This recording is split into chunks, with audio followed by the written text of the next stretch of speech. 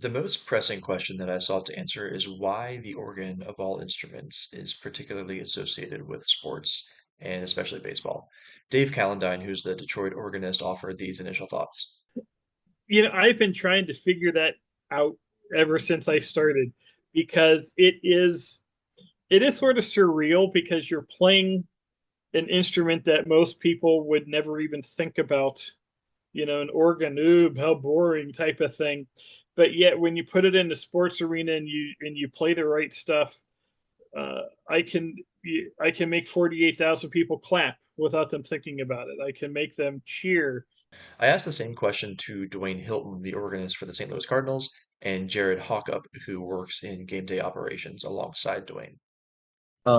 I guess my first theory on it would be nothing I don't think can replace the spontaneity of playing something at the moment like a live musician.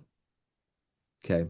And a live organist, it could just be something funny, just off the cuff, just seeing a batter's last name remind you of a song. You can rip out something, try to get some laughs. I mean, I don't think that kind of thing is just that comedic timing, that special timing, that can't that can't be replaced. And I think people really enjoy that kind of thing.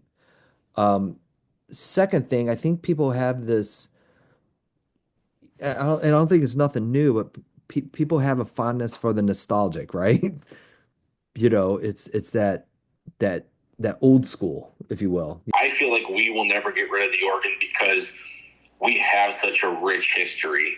And a lot of that history means that when people become a Cardinals fan, they become a Cardinals fan for life. So whether you're 8 years old or 20 years old or 85 years old, you're coming to the ballpark and you just know that organ's going to be there.